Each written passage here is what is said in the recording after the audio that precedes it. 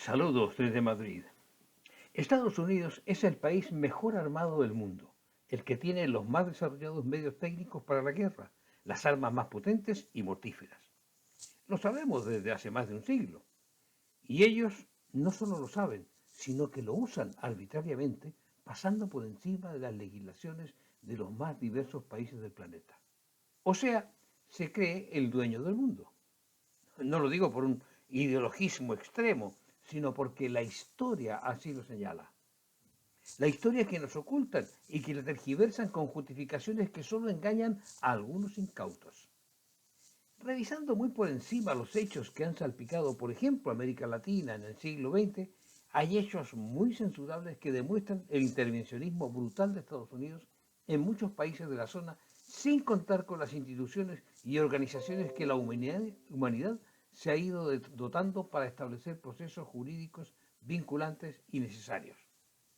Para citar algunos ejemplos, comencemos por Cuba, que ha sufrido al menos en 8 ocasiones esa acción prepotente desde 1898 hasta 1967, con golpes de Estado, con ocupación, despliegue militar y destitución de gobiernos, y que aún se mantiene con un bloqueo vergonzante.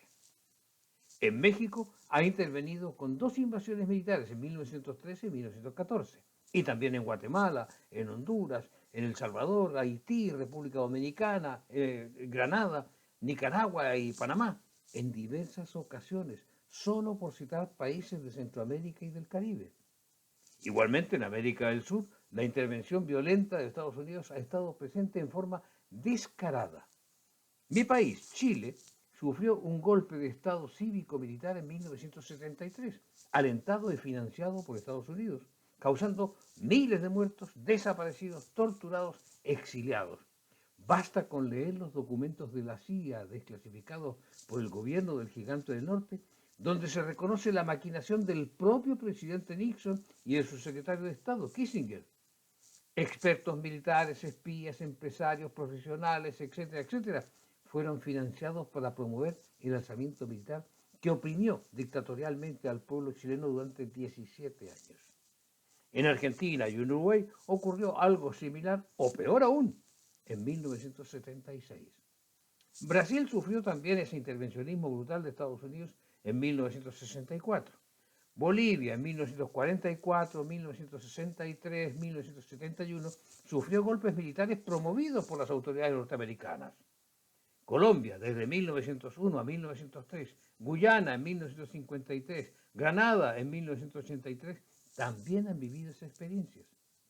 Pero no se ha quedado en limpiar a su conveniencia lo que se ha dado en llamar el patio trasero de Estados Unidos. Esta diplomacia del abuso y la amenaza constante, sin más justificación que el propio interés de aquel país y la impunidad con la que actúa, también tiene ejemplos más actuales en muchos países del resto del mundo. Actuando con un proceso previo de descalificación, de líderes mediante un aparato de propaganda y comunicación masiva, incluso tergiversando hechos y acusando sin pruebas, Estados Unidos ha intervenido con violencia, por ejemplo, en Irak, acusando en el 2002 de terrorista a su líder, Saddam Hussein, e invadiendo ese país en el 2003. Hussein fue procesado por el propio Estados Unidos y ahorcado en el 2006, cerca de Bagdad. No hubo debido proceso contra él por parte de un tribunal internacional. En Libia, a comienzos del 2011, las fuerzas norteamericanas intervinieron violentamente acusando al líder Muammar Gaddafi de ser una amenaza internacional declarada. Gaddafi, que llegó al poder en Libia mediante un golpe de Estado en 1969, formó la Federación de Repúblicas Árabes, lo cual indignó al gobierno de Estados Unidos. En el 2005, el gobierno norteamericano incluyó a las autoridades de Irán en sus listas de terroristas internacionales, en una posición de apoyo a Irak, que entró en guerra con Irán. En enero del 2020, asesinó con un dron al general Qasem Soleimani, líder de la Guardia Revolucionaria Islámica, cuando este comandante de las fuerzas Quds llegaba al aeropuerto de Bagdad. Y en la actualidad no podemos olvidar el apoyo descarado de Trump a Netanyahu en el genocidio de Gaza, o su intervención en la invasión de Rusia a Ucrania, obligando ahora a este último a entregar territorios ricos en los ya famosas tierras raras. Hay muchos ejemplos que marcan la historia de la intervención norteamericana en el mundo. Hoy, el uso indiscriminado de la calificación de terroristas o narcotraficantes a las autoridades de Colombia y Venezuela son las justificaciones para su actuación ilegal, amenazando con potente presencia militar en aguas caribeñas y del Pacífico. Usa impunemente tecnología avanzada de drones, realizando más de 15 ataques a lanchas que, según ellos, transportaban drogas. Alrededor de 65 personas presuntamente narcotraficantes han sido asesinadas, violando toda legislación internacional. Donald Trump está dispuesto a realizar operaciones en tierra en Venezuela. Sus intenciones son evidentemente derrocar al gobierno de Nicolás Maduro y apoderarse del petróleo venezolano.